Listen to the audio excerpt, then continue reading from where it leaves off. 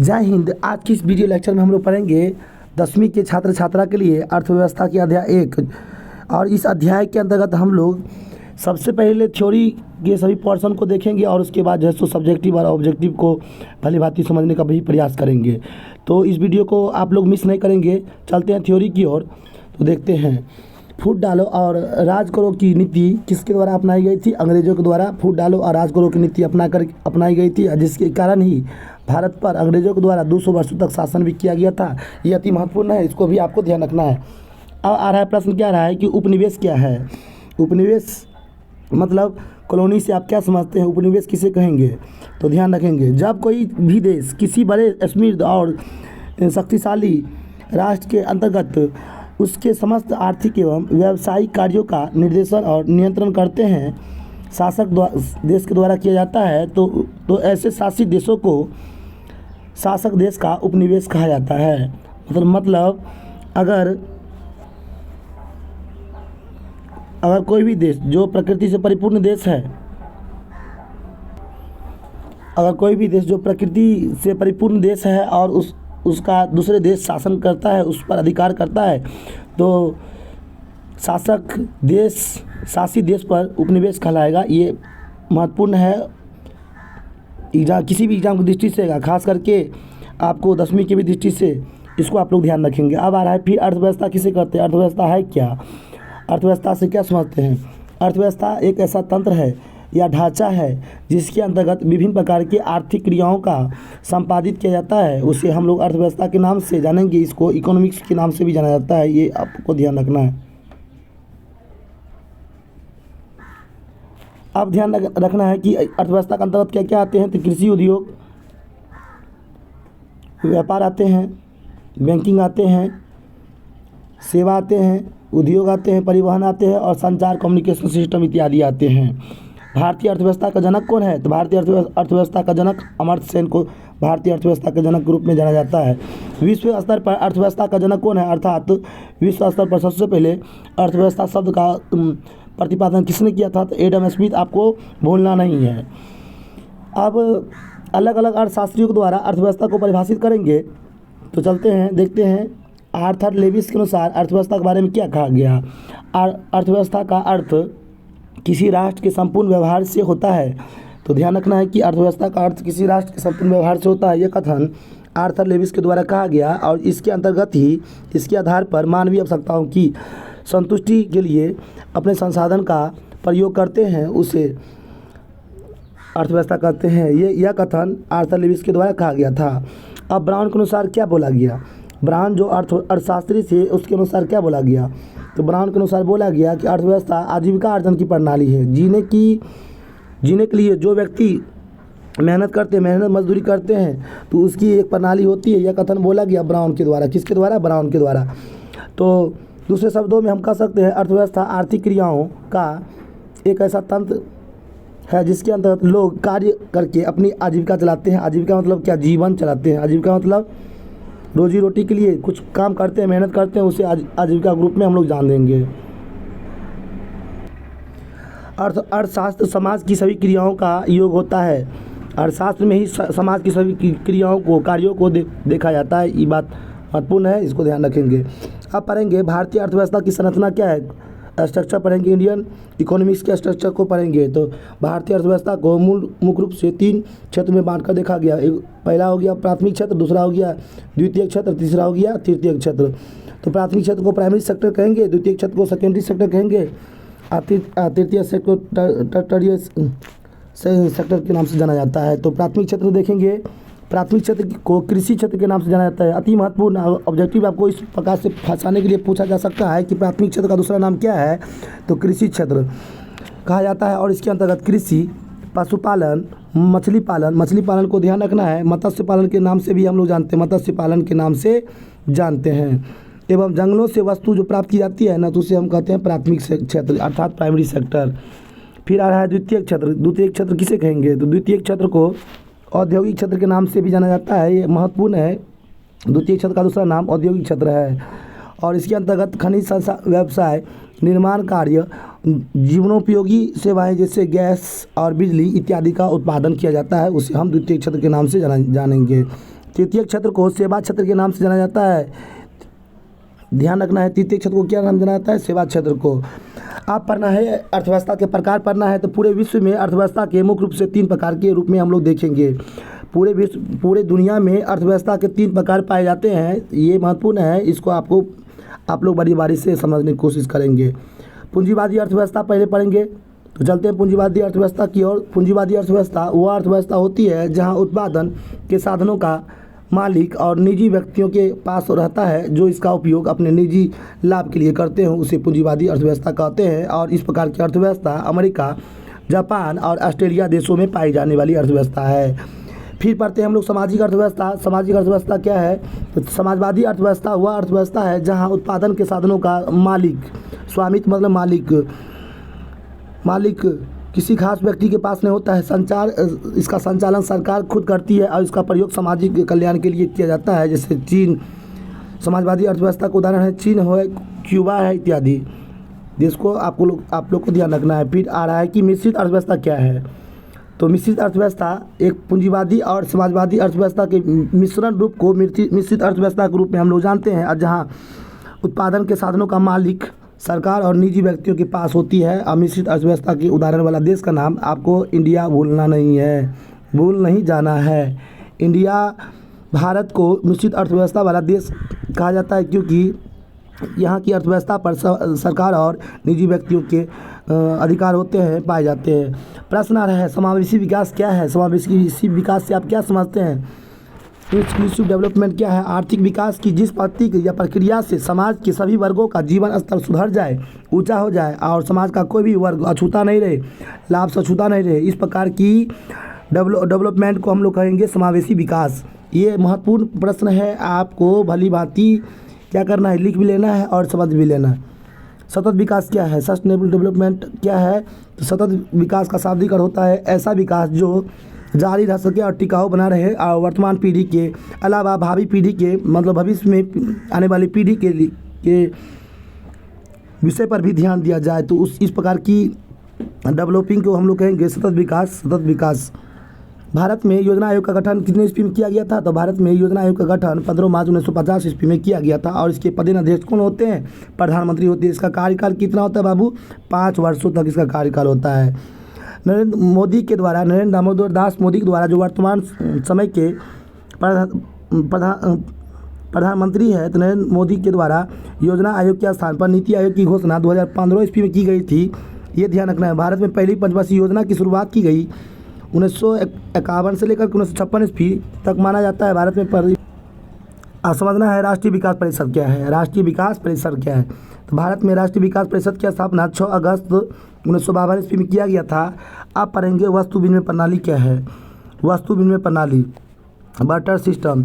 इस प्रणाली के अंतर्गत लोगों के द्वारा वस्तु से वस्तु की अदला बदली की जाती है, लेन देन की जाती है और अपनी सभी आवश्यकता की पूर्ति इस प्रणाली से की जाती है। और इस प्रकार की प्रणाली प्राचीन कालीन प्रणाली थी, जिसमें जब मुद्रा का आविष्कार नहीं हुआ था ना, तब उससे पहले वस्तु विनिमय प्रणाली का प्रचलन देश में था। कोर बैंकिंग प्रणाली क्या है? जब एक व्यक्ति एक स्थान से दूसरे स्थान तक बिना विलंब के बैंक के माध्यम से पैसे का लेन देन करते हैं, तो इस प्रणाली को कोर बैंकिंग प्रणाली के नाम से हम लोग जानते हैं। कोर बैंकिंग प्रणाली कहते हैं। आप पर रहेंगे एटीएम क्या है?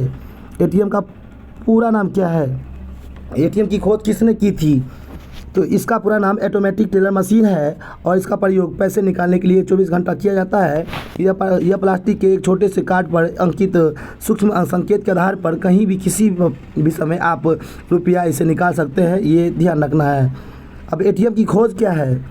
एटीएम की खोज किसने की थी? तो सन 1967 ईस्वी में जॉन शेफर्ड, जो मणिपुर के रहने वाले थे, इसके द्वारा सबसे पहले एटीएम की खोज की गई थी। आर्थिक विकास की माप और सूचकांक पढ़ेंगे। राष्ट्रीय आय क्या है? National income. राष्ट्रीय आय को आर्थिक विकास का एक प्रमुख सूचक माना जाता है। राष्ट्रीय आय को क्या माना जाता है?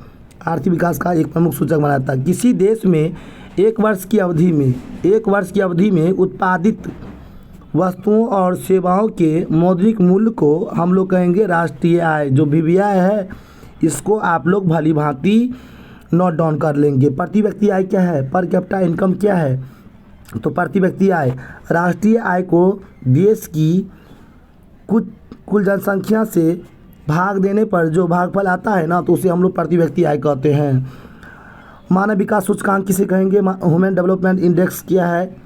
मानव विकास ह्यूमन डेवलपमेंट इंडेक्स की अवधारणा का प्रतिपादन महबूब उल हक के द्वारा पाकिस्तान के अर्थशास्त्री के द्वारा दिया गया था।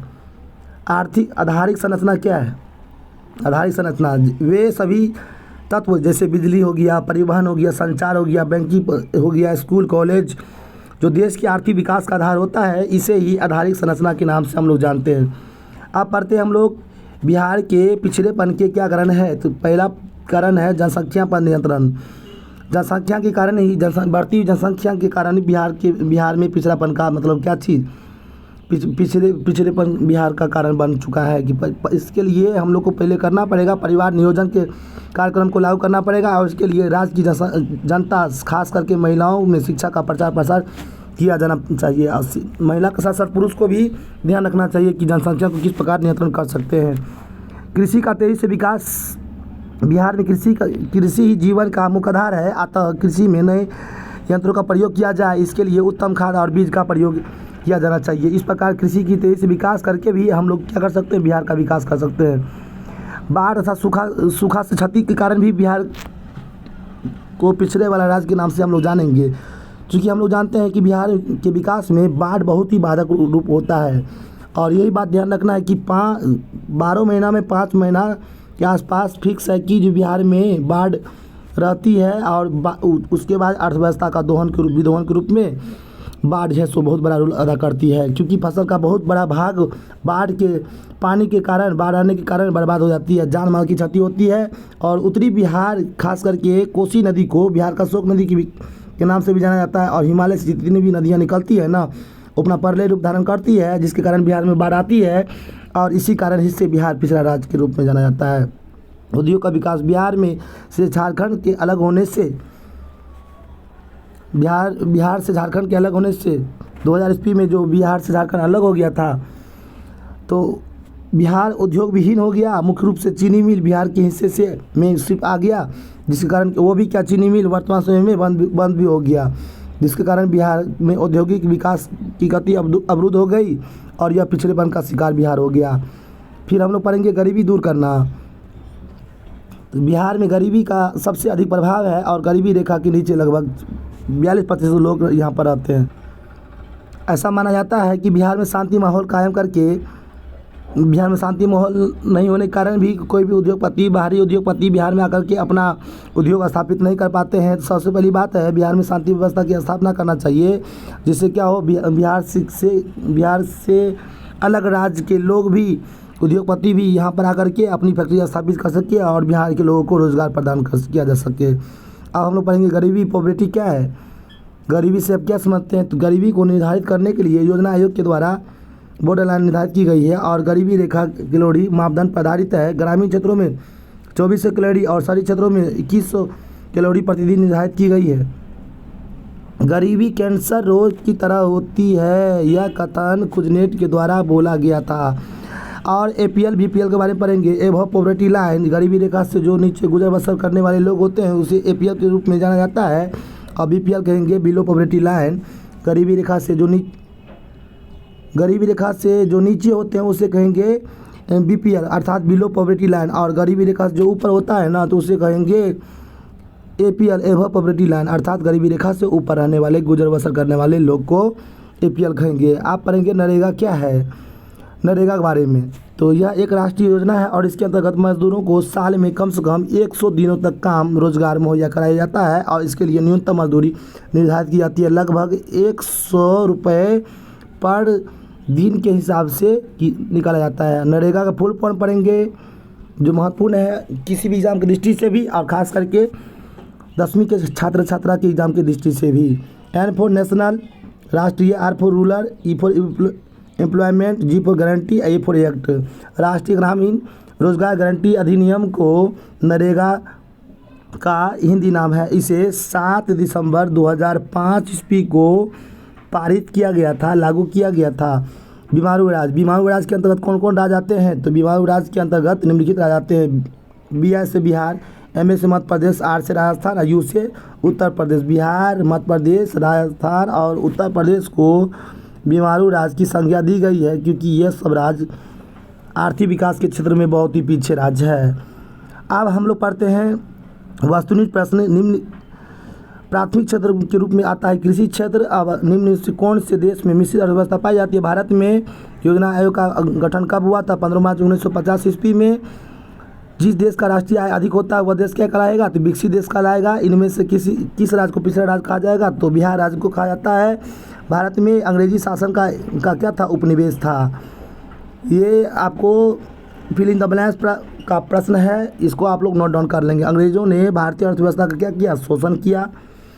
अर्थव्यवस्था आजीविका अर्जन की क्या है? प्रणाली है। तृतीय क्षेत्र को औद्योगिक क्षेत्र के नाम से जाना जाता है, ये बात आपको ध्यान रखना है। आर्थिक विकास आवश्यक रूप से परिवर्तन की प्रक्रिया होती है। भारत में आर्थिक विकास का श्रेय किसको कहेंगे? नियोजन को कहेंगे। आर्थिक विकास की माप के लिए प्रति व्यक्ति आय को सबसे अधिक उचित मापदंड माना जाता है। साधनों के मामले में धनी होते हुए भी बिहार क्या है? पिछड़ा राज्य है और इसकी स्थिति बहुत ही दयनीय है। बिहार में कृषि ही जीवन का क्या है? मुख्य आधार है और यहाँ के 80% लोग कृषि कार्य करती है। बिहार के विकास में सबसे बड़ा बाधक कौन है? तो बाढ़ है। लघुत्तरीय प्रश्न जिसे आप लोग नोट डाउन कर लेंगे, कहीं पर किसी चैनल पर देखने की ज़रूरत नहीं है। बहुत ही आसान भाषा में मतलब कि लघुत्तरीय प्रश्न को बनाने की मेरे द्वारा प्रयास किया गया है। एक बार इसे आप लोग 100% समझने की कोशिश भी करेंगे। अर्थव्यवस्था किसे कहेंगे? तो